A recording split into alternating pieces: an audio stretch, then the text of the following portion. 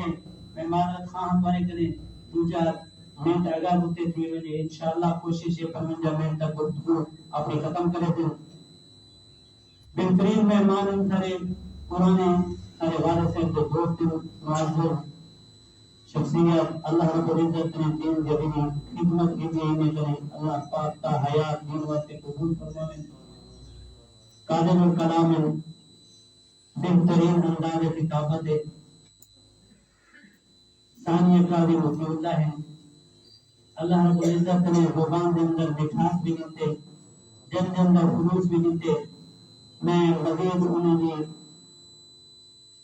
تعارف کے اندر گفتگو کر کے وقت زیادہ ضائع نہیں کرنا چاہوں میری مراد سارے معزز مہمان حاجی محمد حسین سے قریشی تشریف فرمائیں اور یاد ہوتی کہ گزشتہ سال بھی یا پیوستہ سال بھی تشریف گرنے ہیں اللہ رب العزت انہیں علم و عمل برکت عطا فرماوے اللہ پاک انہیں عمل کو قبول فرماوے میں انہیں شکر خدا ہاں ٹائم دیتے ہیں انشاءاللہ تھوڑے سامنے گفتگو کریں تھے پریشان ہوں ضرورت کے ہیں انشاءاللہ ٹائم دیتے جمعہ ادا ہوتی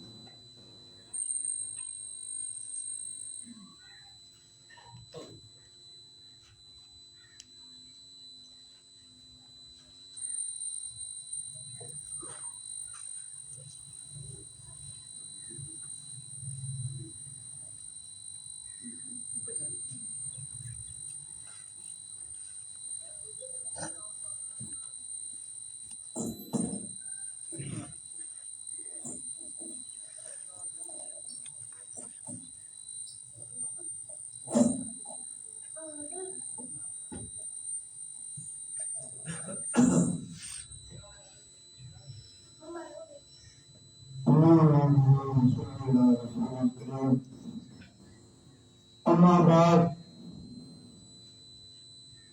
میرے انتہائی قابل احترام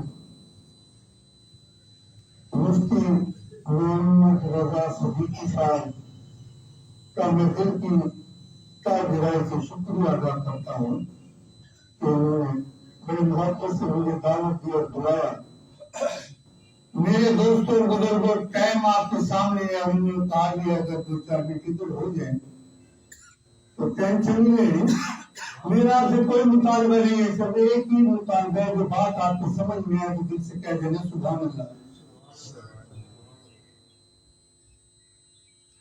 میرے دوستوں اور بزرگوں 9 کروڑوں درود و سلام اس آقا پر 9 کروڑوں درود و سلام اس آقا پر بتلا کو جس نے توڑ دیے دنیا کو دیا تسکین سکون طوفانوں کے منہ موڑ دیے اس محسن اعظم نے کیا کیا نہ دیا انسانوں کو دستور دیا منشور دیا کچھ راہیں دی کچھ موڑ دیے سمجھ میں آئے گا دل سے کہتے سبحان اللہ آؤ میرے دوستو سرکار کی باتیں کریں آؤ میرے دوستو سرکار کی باتیں کریں آمنا کے لال کے دیدار کی باتیں کریں ہو جاتے ہیں جہاں دلوں جہاں موتر دفتن آج کی زلف انبربار کی باتیں کریں دل کو تبانی عطا کرتے ہوئے والضحا دل کو تبانی عطا کرتے ہوئے والضحا آؤ مصطفیٰ کے گیس ہوئے خمدار کی باتیں کریں دولت تسکین وافر ملتی ہے جہاں دولت تسکین وافر ملتی ہے جہاں آؤ اس مدینہ کے بازار کی باتیں کریں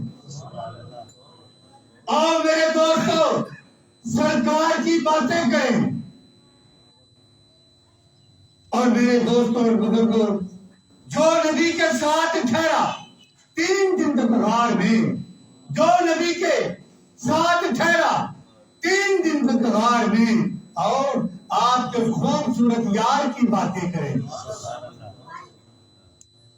اور جسے دیکھ کر بدل لے رستہ شیطان اپنا آؤ اس غاروں کے درار کی باتیں کریں آئے محفل میں تو پنڈلی ڈھانپ لے سرکار اپنی آئے محفل میں تو پنڈلی ڈھانپ لے سرکار اپنی آؤ غنی و حیادار کی باتیں کریں.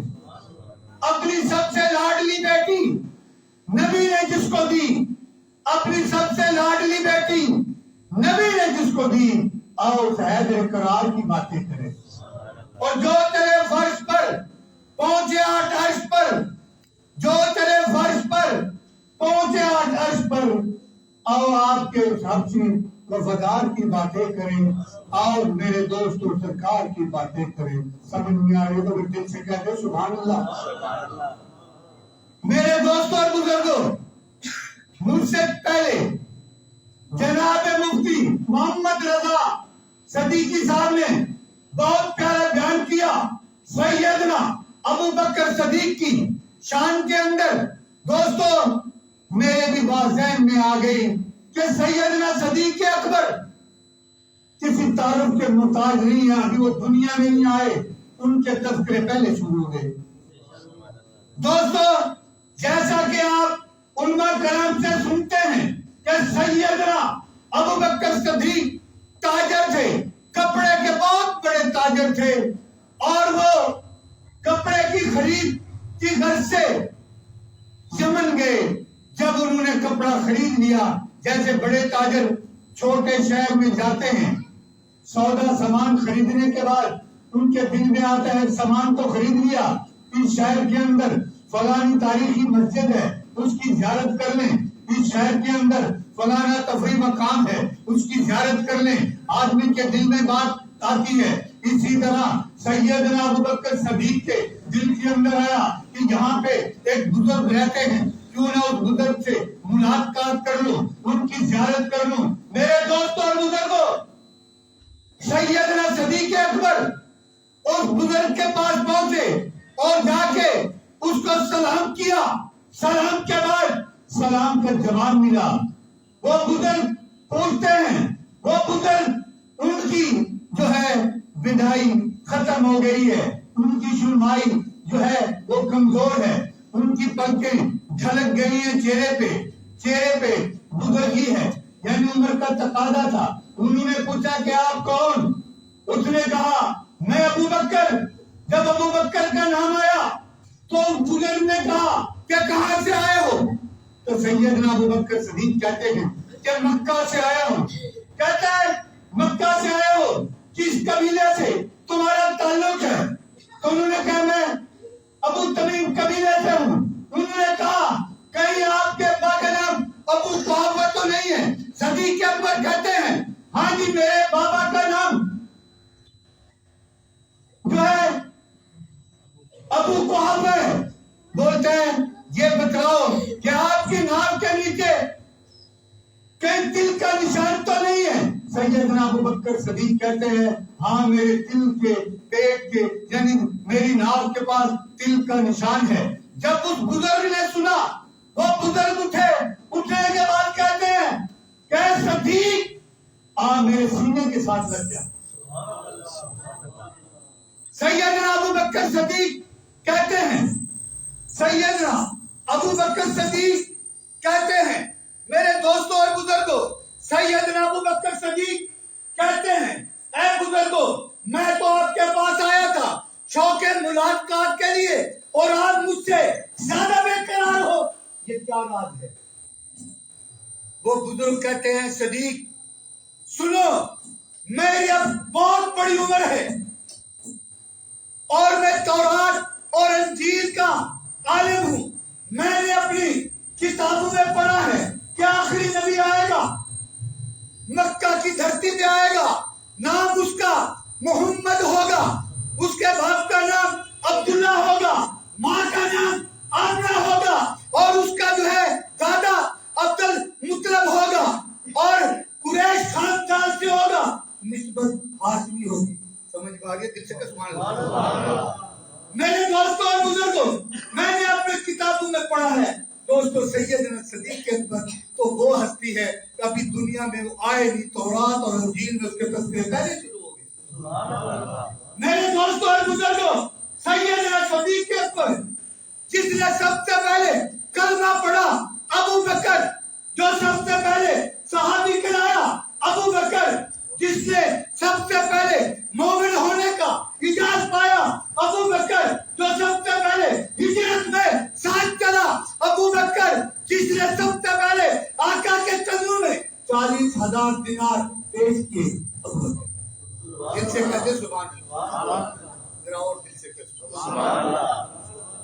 ابو بکر جس نے بلال کو آزاد کرا، ابو بکر جس نے مغیرہ کو آزاد کرا، ابو بکر جس نے سانپ کے ڈسنے کو برداشت کیا، ابو بکر جس نے آقا دو جہاں کو کندھوں میں اٹھایا، ابو بکر جس نے سانپ کے ڈسنے کو برداشت کیا، ابو بکر جو امہات کی جھوپڑی میں سب سے پہلے پہنچا، ابو بکر جس نے منکرین زکات کا خاتمہ کیا، ابو بکر دوستو جو قبا کے مقام پر سب سے پہلے پہنچا، ابو بکر اور قبا کے مقام پر بیٹھ کر آقا دو جہاں پہ جو صاحبان بن کر کھڑا ہو گیا، ابو بکر سب کہہ دو سبحان اللہ۔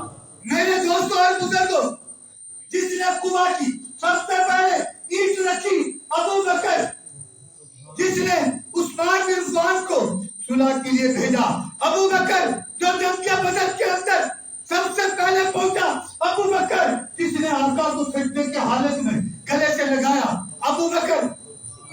میرے دوستوں اور بزرگوں، سیدنا صدیق اکبر کہ میں کیا شان بات کروں، بہت بڑا اللہ تعالیٰ نے سید صدیق اکبر کو مقام دیا، جس نے سب سے پہلے مسجد نبی کی اینٹ رکھی، ابو بکر جس نے ریاض الجنہ کا ٹکڑا خرید کر دیا، ابو بکر۔ میرے دوستوں اور بزرگوں، جس نے مسجد نبوی کی اینٹ پہلی اینٹ رکھی، جناب ابو بکر۔ اور دوستوں جس نے اپنا تن من دھن سب کچھ لٹا دیا، وہ صدیق ہے۔ میرے دوستوں اور بزرگوں، کیا تعریف کروں سیدنا صدیق اکبر کی، آپ علماء کرام سے سنتے رہتے ہیں، میں تو بڑھاپے کا طالب علم ہوں، ابھی سیکھ رہا، اللہ مجھے صحیح بولنے کی توفیق عطا فرمائے۔ میرے دوستوں اور بزرگوں، رہی بات سیدنا صدیق اکبر کی، میرے دوستوں اور بزرگوں، سیدنا صدیق اکبر تو وہ ہے، جناب آقا پہنچے، سیدنا صدیق اکبر کا دروازہ کھٹکھٹایا، سیدنا صدیق اکبر گھر سے باہر آئے، گھر سے باہر آنے کے بعد کیا دیکھتے ہیں کہ تاجدار مدینہ آقا دو جہاں گھر کے باہر کھڑے ہیں، اور کھڑنے کے بعد جب دروازہ کھڑتا صدیق ہے، آقا پوچھتے ہیں صدیق آپ نے یہ بھی نہ پوچھا کہ بہن کون ہے، تو قربان جاؤں سیدنا صدیق اکبر تیری محبت پر، کہتے ہیں کہ آقا انگلی کھڑکائے اور صدیق کو پتہ نہ چلے کہ کون ہے بہن۔ میرے دوستوں اور بزرگوں، آقا نے کہا صدیق دشمن پیچھے لگے ہوئے ہیں، جلدی کرو چلیے۔ سیدنا صدیق اکبر نے یہ بھی پوچھا یا رسول اللہ کہاں جانا ہے، وہ کہ چلو یا رسول اللہ اب جلدی جا رہے ہیں۔ میرے محبوب نبی فرماتے ہیں اے صدیق بات یہ ہے دشمن پیچھے لگے ہوئے ہیں، ذرا سپیڈ کے ساتھ چلے۔ وہ چلتے گئے، سیدنا صدیق اکبر آقا آگے ہیں، سیدنا صدیق اکبر پیچھے ہیں۔ جب سیدنا صدیق اکبر کی آقا کے قدموں میں نظر پڑی، کیا دیکھتے ہیں کہ آقا کے گھٹنے سے خون رس رہا ہے اور خون سے جوتا بھر گیا۔ جب سیدنا صدیق اکبر کی نظر پڑی، اس کے بعد سیدنا صدیق اکبر کہتے ہیں یا رسول اللہ رک جائیے۔ آقا کہتے ہیں اے صدیق دشمن تو پیچھے لگے ہوئے اور آپ رکنے کی بات کرتے ہو، کہیں گے یا صدیق یا رسول اللہ یہ آپ کے گھٹنے سے اتنا خون نکل رہا ہے۔ آقا فرماتے ہیں صدیق کوئی کنڈا لگ گیا ہوگا، کوئی پتھر کی روڑی لگ گئی ہوگی، صدیق جلدی کریے چلیے۔ آقا صدیق کو جب ایسے آقا نے کہا، صدیق کہتے ہیں یا رسول اللہ میرے محبوب نبی یہ کیسے ہو سکتا ہے کہ آپ کے پاؤں میں زخم ہے، خون نکل رہا ہے اور صدیق یہ برداشت کرے؟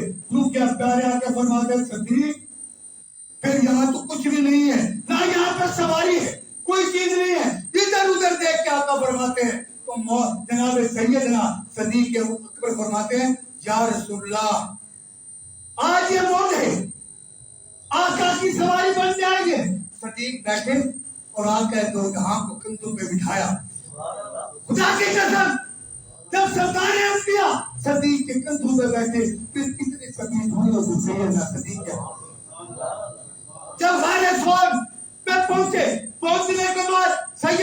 صدیق اکبر کہتے ہیں یا رسول اللہ ٹھہریے. سیدنا صدیق اکبر غار ثور کے اندر داخل ہوئے. داخل ہونے کے بعد اس کا غار کا مشاہدہ کیا. سوراخ لگے ہوئے تھے. سیدنا صدیق اکبر نے اپنا امامہ اتارا, چادر اتاری, ٹکڑے کیے, سارے سوراخوں کو بند کیا اور بند کرنے کے بعد ایک سوراخ رہ گیا اور پیارے آقا کو کہا کہ یا رسول اللہ اندر تشریف لے آئیں. صدیق اکبر نے اپنا کرتا نکالا, اس کا سرہانہ بنایا اور اس کے بعد اپنی جھولے کے اندر پیارے آقا کو کہتے ہیں یا رسول اللہ آرام سے. اور صدیق نے اپنے پاؤں کی ایک ایڑی اس سوراخ پہ رکھ دی. اور دوستوں پھر جس سیدنا صدیق اکبر پہ پھر آپ کا سنا ہے آپ کو جنگ لگتا رہا اور سیدنا صدیق اکبر جو ہے اس نے چور نہ کیا کیونکہ نبوت تو جھولی میں تھی. اور دوستوں سیدنا صدیق اکبر کے آنکھوں کا قطرہ نکلا آقا کے چہرے مبارک. تو اس کے بعد جو ہے میرے دوستوں اب ٹائم کا آپ نے خیال کرنا ہے.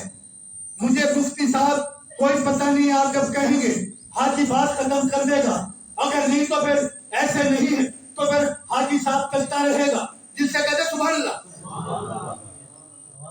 ٹھیک ہو گیا میرا آخری سال میری بات ختم جس سے کہتے سبحان اللہ. وہ پہلا مددگار, وہ پہلا صحابی, وہ پہلا مددگار, وہ پہلا صحابی نبی نے جسے ہر قدم پر دعا دی, وہ افضل بشر بعض از انبیاء ہے, وہ جانے صداقت, وہ جانے وفا ہے, جو نبیوں سے کمتر, جو نبیوں سے کمتر, اماموں سے اعلیٰ. کون؟ نبی سے ہر دم وفا کرنے والا, بشر کی صرافت کا معیار ٹھہرا, صداقت کا اونچا وہ مینار ٹھہرا. وہ جلتا ہوا ایک باب حرف تھا, وہ سارے کا سارا تھا قرآن جیسا, نبی کہتا ہے کہ فرمان جیسا, نبی اس سے راضی ہوا اور نبی پر صدیق کہے اس پہ آمین اس کی دعا پر. وہ ثانی اسنین گاتا مخاطب اسی کے لیے تھے, بڑے سب مراتب جو گاتا تھا نظرے عمر اس کے آگے, کھڑا ہو کے شامو شہر اس کے آگے. وہ کتنا بڑا تھا خدا جانتا ہے, وہ کیسے بنا تھا خدا جانتا